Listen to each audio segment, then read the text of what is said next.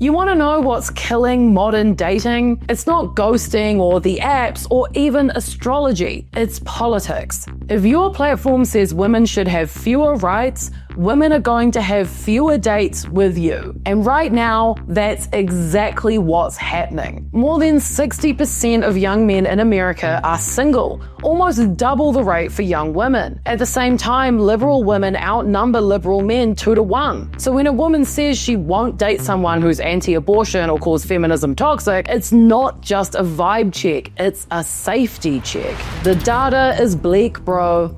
Let's start with what's actually happening. In the US, men under 30 are having less sex, dating less, and reporting higher loneliness than any generation before them. A 2023 CDC report found more than 60% of young men were single, almost double the rate for young women. Meanwhile, women are getting pickier, and not for shallow reasons. Women with university degrees now outnumber men by a significant margin, and multiple studies show that women are less likely to, quote, date down in education or income. Combine that with a cultural shift towards political awareness, and you have a dating pool where the average woman is more socially progressive, educated, and politically engaged than the average man she's being matched with. It's not some weird feminist conspiracy, it is just math.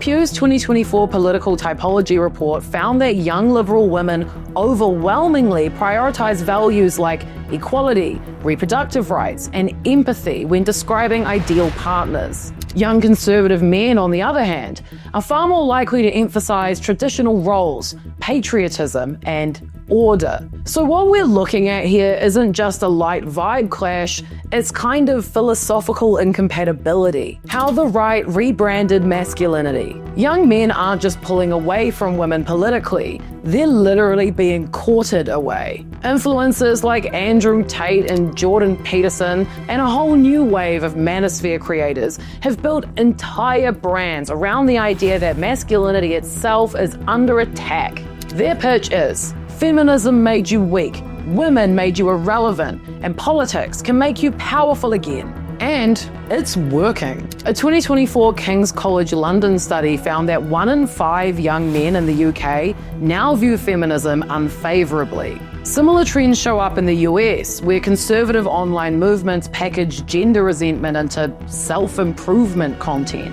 It's not that Gen Z men are all extremists. Most of them are, but even mild versions of this ideology frame women's progress as men's loss. When these male influencer guys talk about traditional values, it's often code for control of women's roles, of sexuality, of how feminism should have stopped somewhere. In this ecosystem, dating isn't necessarily about connection, it's about dominance, it's about validation. The irony is, that mindset is tanking men's dating prospects. Because if your platform says women should have fewer rights, women are going to have fewer dates with you. It's very basic. The empathy gap.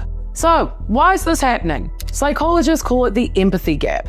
The idea that political ideology often correlates with how much people care about the suffering of others. Studies from the American Psychological Association show conservatives generally score lower on measures of compassion and empathy than liberals do. But the key factor isn't cruelty, it is abstraction. Many young right-leaning men simply don't experience systematic oppression in a way that makes it feel real. To them, debates about abortion or trans rights or racial justice are intellectual, not existential. That's what I mean when I say to them, oppression is conceptual. For straight white dudes, it's often just a headline or a hypothetical. But for women, it's your body and your safety and your job. It's not just a bit. So when a guy says, I don't really care about politics, what women often hear is, I don't really care about your rights, which is not very sexy. It's very much the modern red flag. Fear, power, and the good old days. If you back out a bit, this isn't just about attraction, it's about safety and it's about control. Right-wing movements have increasingly fused gender politics with authoritarianism. In America, that means book bans and abortion bans and a presidential candidate who reckons women should be punished for seeking abortions. That type of shit. Globally, we've seen similar patterns. In Poland and Hungary, conservative governments tied anti-feminist rhetoric to nationalist movements.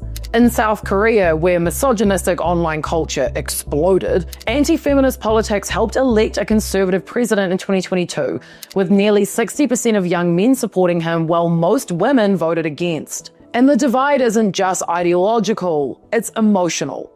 Women are being told their rights are negotiable. Men are being told their dominance is. The result is two groups living in the same digital space, speaking completely different emotional languages, swiping through the culture war. You can see the clash play out on dating apps. Tinder's internal data from 2023 showed that political alignment became one of the most common filters, especially for women. Hinge reports that users mentioning feminism in their bio saw 60% higher match rates among women, but lower among men. And then there's the backlash. Entire right-wing dating apps like The Right Stuff or Writer, founded by Trump campaigners, which market themselves as safe spaces for conservatives. They haven't done well. Both apps had huge early funding and PR buzz, but collapsed due to low female signups. I don't want to be judgmental, but that is so funny. The loneliness economy.